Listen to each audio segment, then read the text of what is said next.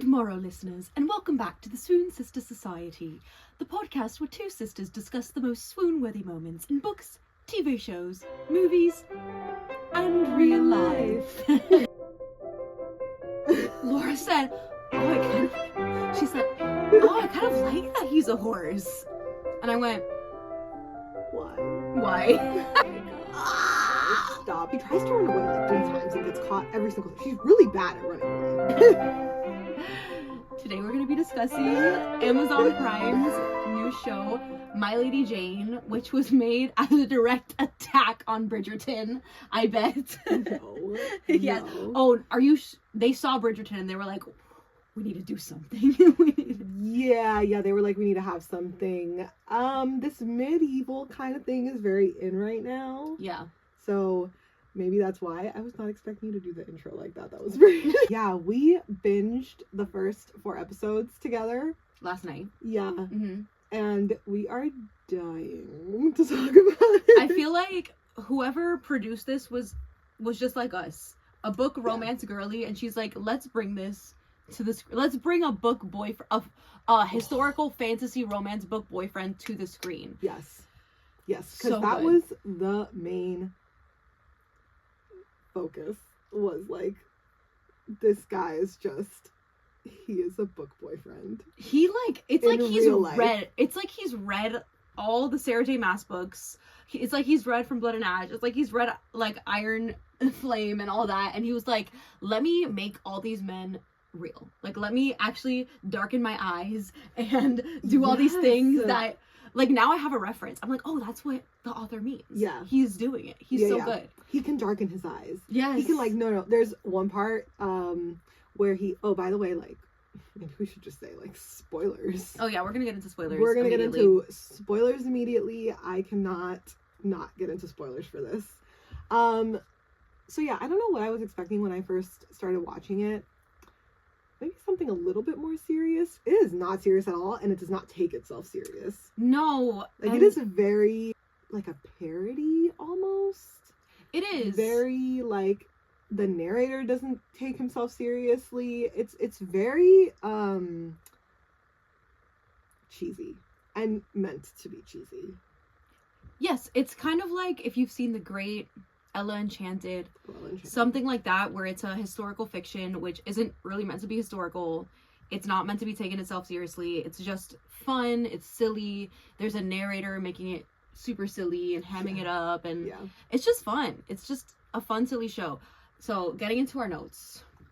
Okay, well, I mean, at first, I guess, so you find out that she has to marry this Lord Dudley. Jane has to marry this Lord Dudley.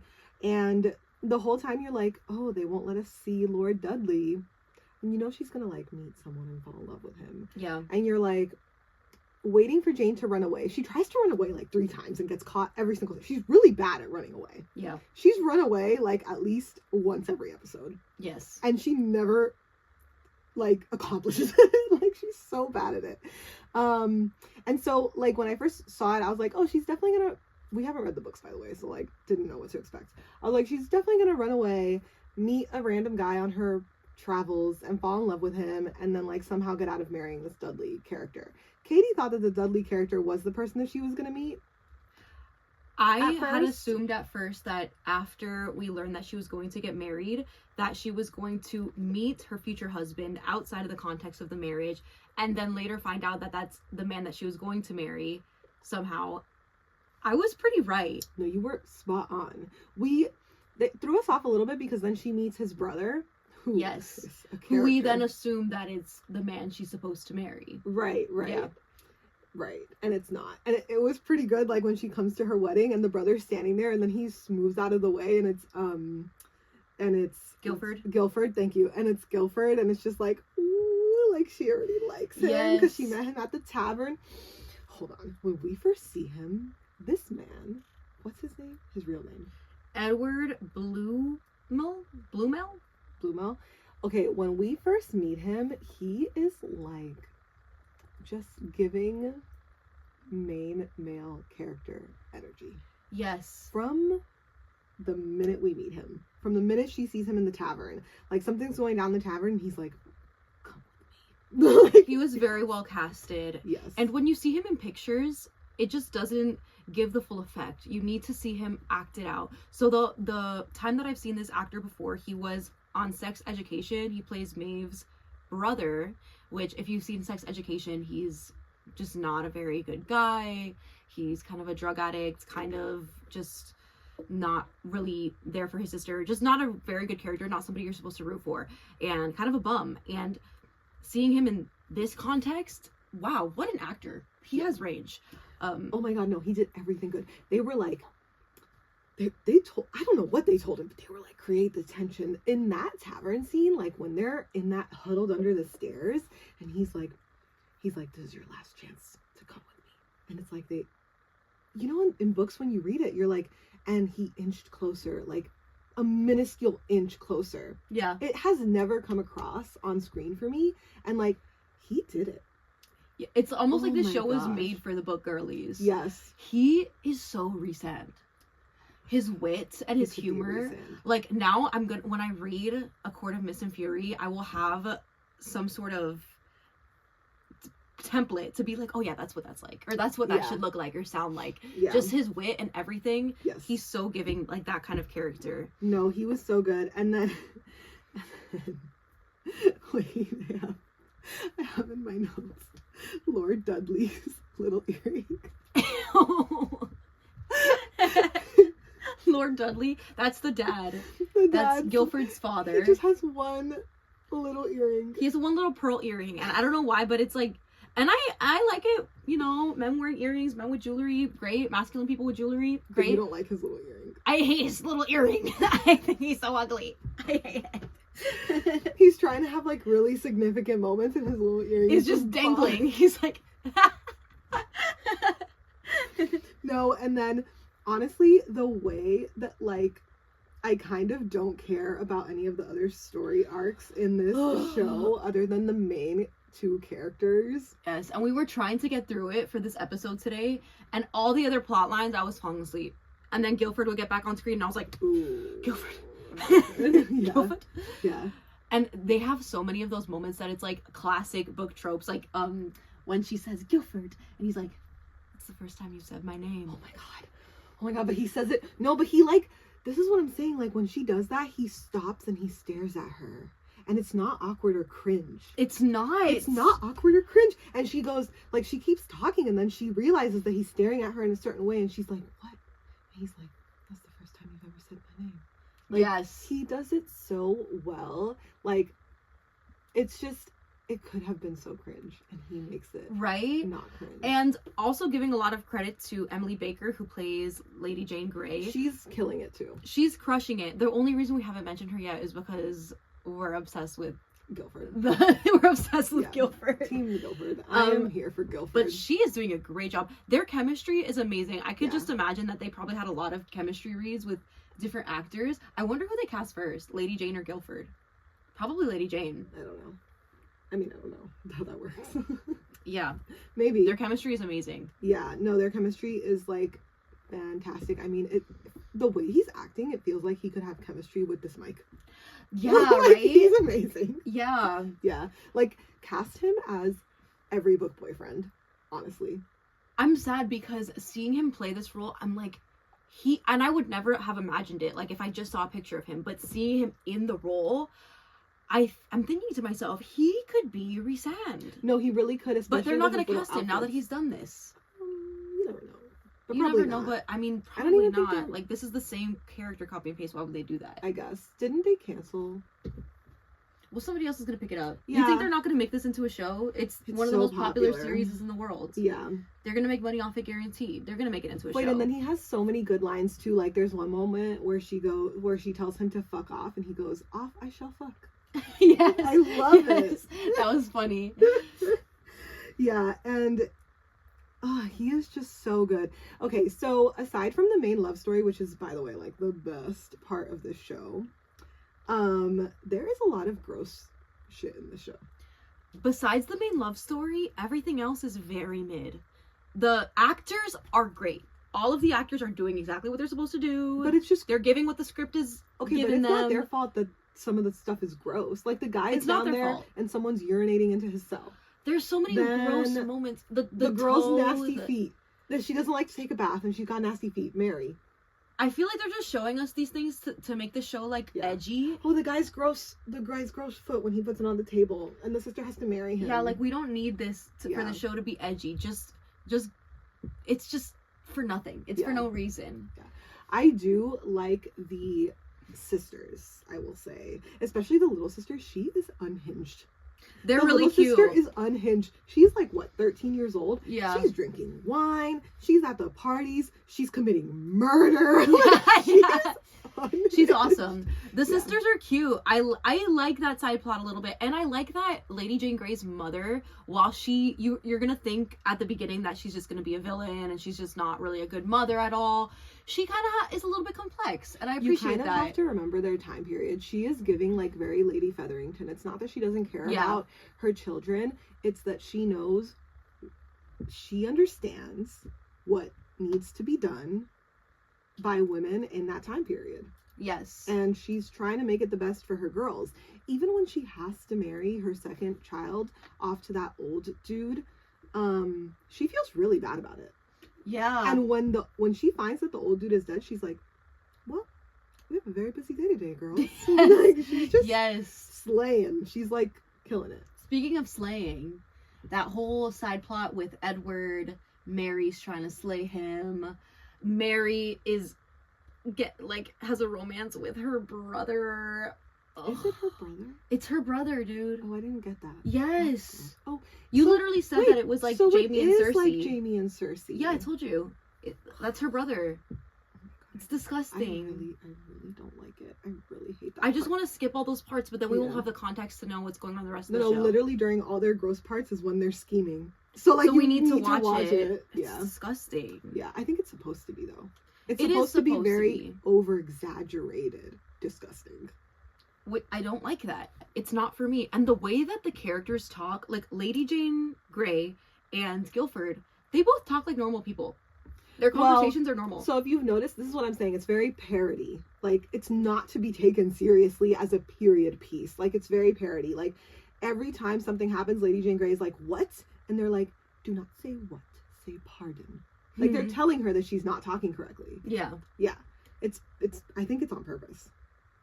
It is on purpose, but I feel like the side characters are so parody that I don't care about what's going on because it doesn't feel like it matters. It doesn't feel real. Yeah. Whereas Lady Jane and Guilford, they have funny lines, and obviously nobody is supposed to be historically accurate, but they have moments of sincerity and moments of seriousness that make them really engaging. Yeah, you care about their plot line where the others are so exaggerated. I wonder if it's going to be like one of these shows where the first season, the characters are always super exaggerated, and then if they continue to make seasons, it kind of like it has to get toned down because you can't do a bunch of seasons with exaggerated characters. Is it going to be multiple seasons though? Because after their love story, then what? I guess I'd have to see how it ends because we've only seen the first 4 episodes. Yeah. So I'd have to see how it ends. Yeah. And then, I mean, like, we didn't say the most important thing, that, like, Guilford? Yeah. Guilford is, like, half man, half horse. Well, he's an Ethian, which the Ethians... Wait, he's not a centaur. Yeah, I said half man, half horse. Like, that was wrong. Wait. Okay, so in the show, there's Ethians, who are people that can transform into animals, and they're, like, for some reason considered, like, savages and evil, and the whole point of the royal family is that they're trying to get rid of them. Yeah. And it's basically, like, it's very divided. The kingdom is divided into Verity and Ethians, and he's an Ethian, and being an Ethian is, like, really bad. It's like a death sentence, pretty much, in the kingdom. And so he's an Ethian, but he can't control when he shifts. And it's very Swan Princess, like he's horse by day, man by night. And when he first shifted, I was telling Katie, I was like, ooh, I kind of like that he's a horse because, like, you know, he can gallop in and save her and she can ride away on him. That's not how I said it, but that's what I meant. Laura said, she said, I kind of like that he's a horse. And I went, Why? And then she explains. And then I said, no, I literally said because she can ride him. But what I was saying, you did. Laura said, oh, I like she's a horse because she can ride him. Yeah, but what I really meant was what I just said. Like, sure. It is. And then she was saving herself. Katie was like, oh, okay. And then I was like, I should probably clarify that I don't like that he's a horse because I think she could have sex with him in horse form. I don't think that's something you should have needed to clarify. But after Ali Hazelwood bride with the knots, you have to clarify. You have to clarify these things. You have to clarify. But anyway, so yes, he transforms into a horse during the day. So like, it's very frustrating because when you're watching the show, if it's a daytime scene, he's not going to be there, and I'm just living for all of his scenes. So it's like just the nighttime scenes. Wait, it is giving Rhysand night court. He's only around at night. Yeah. Oh my god, I'm obsessed. The way that I love. Wait, but Rhysand isn't only around at night. No, but it's just giving night court because he's around at night. Okay, we want to make that reach, then we'll make it. Wait, and then oh my god, at their it's a real wedding, but you know, their forced wedding. When everyone's like kiss, kiss, kiss, and he literally grabs her and like dips her. And it is the most swoon-worthy thing. She doesn't like him, but she's about to be like yeah. She literally like leans in and everything, and he literally goes as if. He said, "Bitch, you thought. Yes. You wish." Ugh. She's having a hard time like not giving into her lust, and like, girl, same. Like, if I was in that position, I would not be able to. And the actress is doing really well at showing that she's really attracted to him, but also trying to like harden up and like get past it. Yeah. She's doing a really good job at that. The tension building is wonderful. Even after they kiss, I get worried because I'm like, oh no, is the tension gonna be gone? It's still there. Yeah. Yeah. It is. I also feel like his eye contact. Like, just his eye contact. It's insane. Even when it's not them. When they pan the camera to him, and he's just like... He's looking at her? You know, they say that in books. Like, he's staring at her even when she's not looking at him. And they pan over to him, and he's staring at her. And that should be awkward. It should be Edward Cullen in Twilight. Right. And it is not. It's not that. No, he's making it realistic. Yeah. I don't know whether it's the direction, whether it's the actor. It's probably a merging of the two. Yes. But they really nailed it. They really nailed, like, it. I feel like I'm reading a romance novel. I feel like I'm watching a romance novel. Even when he comes into the room at night and he's like, all right, Jane, let's go. And he, like, in a book, I can imagine it'd be like he cocked his head to the side and asked her to come with him. And in my mind, when I read something like that, I think, like, oh, he cocked his head, like... Okay, Jane, let's go. And the way he does it, I'm just like, he goes, like, I can't even do it. He even made a wink look natural. Oh my god, that was amazing. I don't know how he does it. I am swooning over this man. Oh, this guy, Edward Bluemel, after this, poof. Oh, yes. Oh, all the girlies are going to be obsessed with him. I hope so. I hope that for him, too. He's a really good actor. He nailed it. He killed it. Oh, and he calls her out, like, when she, at the wedding, when she gives him a withering look, he was like, what was that, a withering look? And then he goes, consider me withered. That line should be so cringe. And every time I read withering look, I'm like, what are they doing? Are they... like, what are they doing? She did it, though. She did it good. Look. Yeah. Dude, yeah, it was crazy. I will say, I wish they had chosen different music. The music is weird. The music is weird. They tried to go for this like modern rock thing. It doesn't hit. And it like you said, it makes you think that something's gonna happen and then nothing happens. Yes, sometimes the music is like, it's such a build and I'm like, oh my god, someone's gonna come in. Like when the Lady Mary is choking her in the end of episode 4, and you were like, oh, he's gonna come save her, because the music sounds like he is. Yeah. And or it just gives you, the music doesn't really match what's going on in all the scenes, like all the time. I'm not loving the music, but I think it's because it's they're really leaning into the fact that this is like a parody. It is, you know what I mean? Yeah, but I mean, I feel like they're leaning into it a little too much, if I'm being honest. It's like, yeah.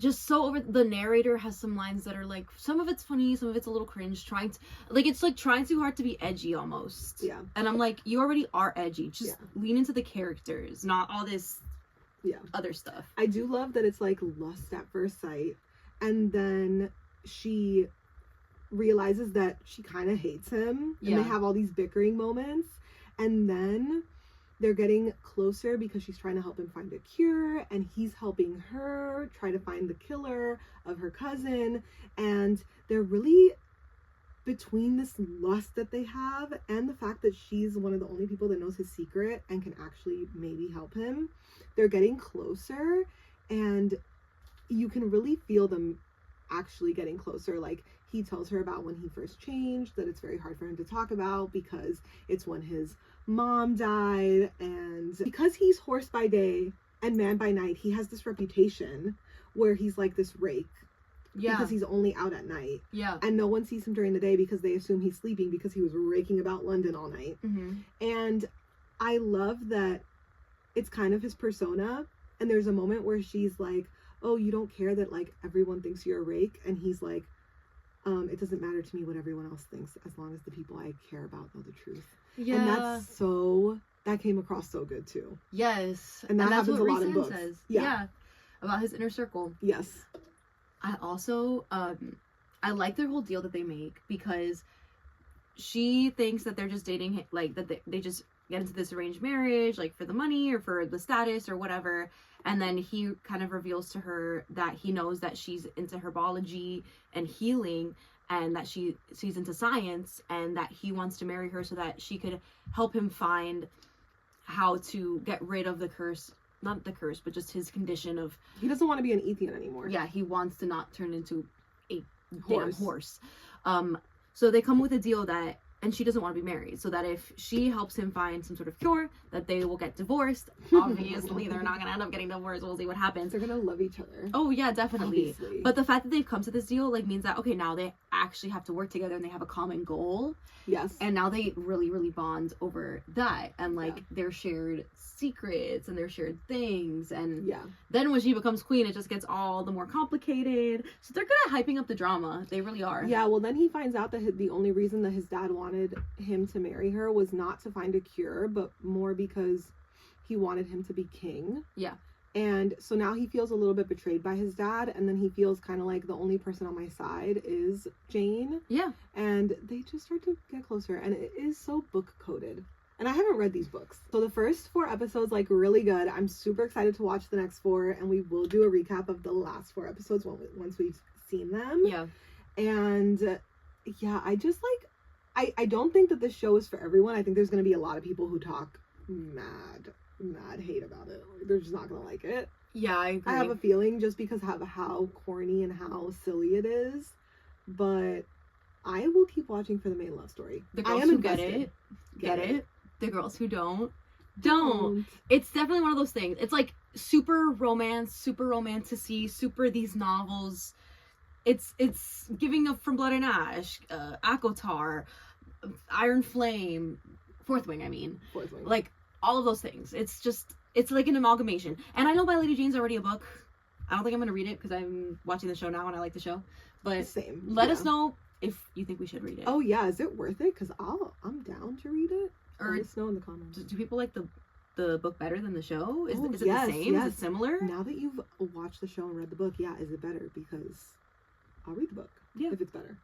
But the show's so fun. I'm gonna keep watching. So I can't fun. wait, actually. Yeah. Alrighty. Do you have a swoon-worthy moment from the first 4 episodes? Every moment that Guildford is on the screen is a swoon-worthy moment. Like, kind of agreed. When he sees her fighting, and he's like, holy shit. And they just start making out. I was like, swoon. Wait, like, literally, like, you see, like, when the girls faint. Yes. Fainted. When she faints and he catches her, like, just the whole thing. Yes. I agree. That is a testament to this man. That every moment that he is on screen is a swoon-worthy moment. Yeah. So yeah, guys, we're really excited to recap the last 4 episodes, and we'll see you then. See you then. Do you want to sign us off with your little fancy sign off? And tuned for next episode when the Swoon sisters will go through the rest of My Lady Jane, or as we say, My Lady Guilford is hot. It was giving very Jane the Virgin. Yeah, a little bit Jane the Virgin with the narrator. But thank you so much for joining us for this episode of the Swoonsisters Society, the podcast where two sisters discuss the most swoon-worthy moments in books, TV shows, movies, and real life.